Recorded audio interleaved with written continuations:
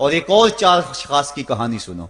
حضور نے ارشاد فرمایا، اے عمر، اگر مجھے لوگوں کے سست ہو جانے کا ڈر نہ ہو تو میں تمہیں یہ بات کہوں کہ اس خبر کو جا کے گلی بازاروں میں بتا دو اور 4 اشخاص کی جنت کی گواہی دے دو کہ انہیں جنت میں جانے سے کوئی شے نہیں روک سکتی۔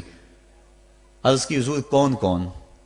فرمایا ایک وہ عورت جس نے اپنی ساری محبتیں اپنے خامد پہ نچھاور کر دیں اور وہ اس حال میں مری کہ اس کا خامد اس پہ راضی تھا، جنت میں جانے سے اس کو کوئی شے نہیں روک سکتی۔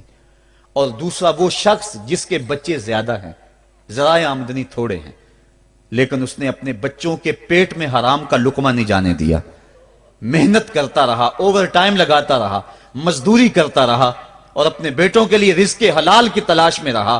وہ بوڑھی کمر پہ بوریاں اٹھا اٹھا کے کام کرتا تھا اور اپنی کثیر اولاد کی پرورش کے لیے اس نے محنتیں بلی کی اور ان کو حرام کا لقمہ نہیں کھلایا۔ فرمایا قیامت کے دن اس کو بھی جنت میں جانے سے کوئی شے رکاوٹ نہیں پیدا کر سکتی۔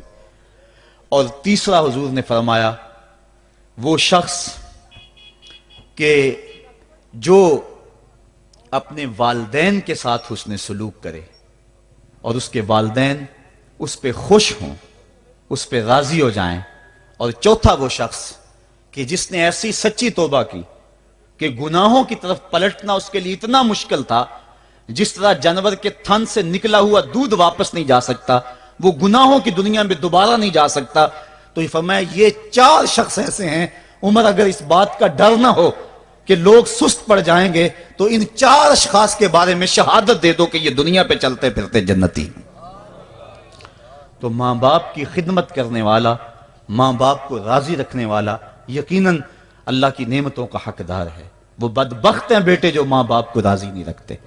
اللہ کے حبیب صلی اللہ علیہ وسلم کی خدمت میں ایک شخص حاضر ہوا اور اس نے اذن جہاد طلب کیا، حضور میں جہاد پہ جانا چاہتا ہوں، مجھے اجازت مرحمت فرمائے۔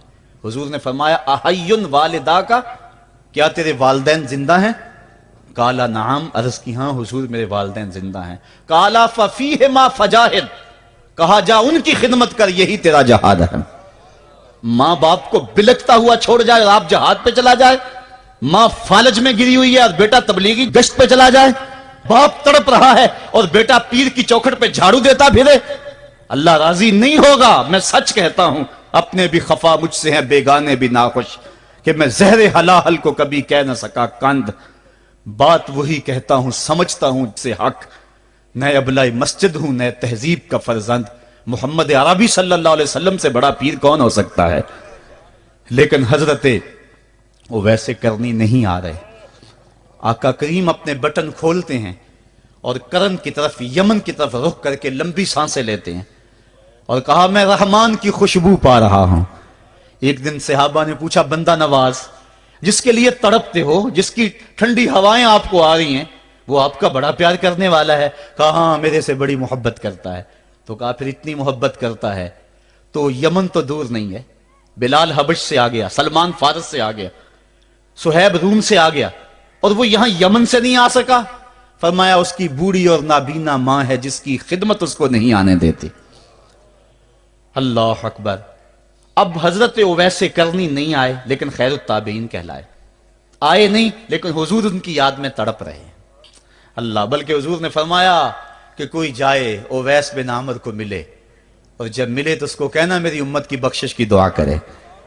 جو ماں باپ کی خدمت کرتا ہے اس سے ثابت ہوا اس کی دعائیں قبول ہوتی ہیں۔